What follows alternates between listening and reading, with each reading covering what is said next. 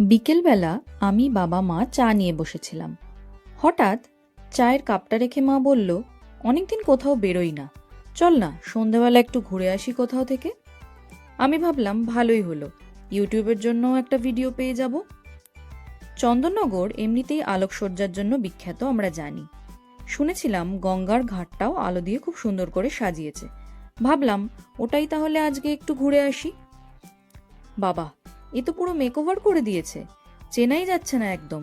এটা কি সেই পুরনো চন্দননগর? স্টেশন থেকে 10 টাকা দিয়ে টোটো করে চলে গেলাম স্ট্র্যান্ডে। কি সুন্দর হলুদ আলো দিয়ে সাজিয়েছে পুরো রাস্তাটা, সাথে কত খাবারের স্টল বসিয়েছে। রোল, ফুচকা, চাউমিন, পকোড়া, মোমো, লিট্টি চোখা এবং আরো অনেক রকমের খাবার আইটেমস আছে।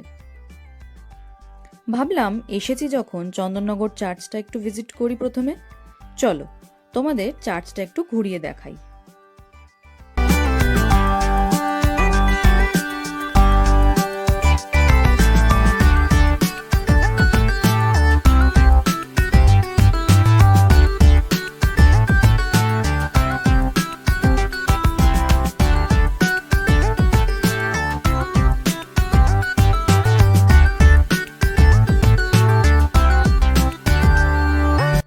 ঘাটের এদিকে একটা চিলড্রেন্স পার্ক আছে, সাথে অনেক বসার জায়গাও।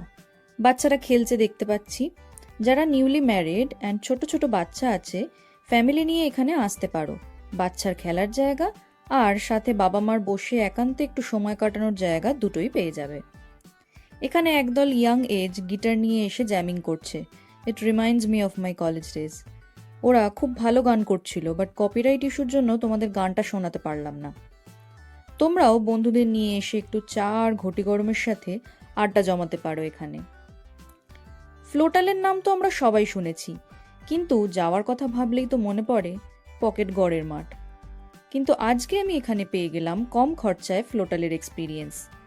জলশ্রী রেস্টুরেন্ট, গঙ্গার বুকে সুন্দর করে আলো দিয়ে সাজানো একটা জাহাজ, যেখানে বসে গঙ্গার হাওয়া খেতে খেতে ফুড এনজয় করতে পারো তোমরা। আবার ভিতরে আলাদা এসিতে বসার জায়গাও আছে। এটা কিন্তু মাল্টি কুশিন রেস্টুরেন্ট। সামনেই ব্রিজটা কিন্তু খুব সুন্দর একটা ফটোশুট প্লেস। এরকম ইয়েলো লাইট সবসময়ই একটা অ্যাস্থেটিক লুক ক্রিয়েট করে। এরকম কলোনিয়াল আর্কিটেকচারস আমার ভীষণ ভালো লাগে, তাই ভাবলাম এগুলো একটু ক্যাপচার করি।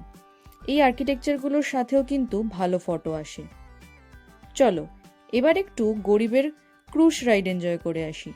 কি আবার ফেরি রাইড? জগদ্দল যেতে ফেরি রাইডের টিকিট মাত্র 9 টাকা। এছাড়া অন্যান্য জায়গায় যাওয়ারও আলাদা আলাদা টিকিট প্রাইস আছে। চলো যাওয়া যাক।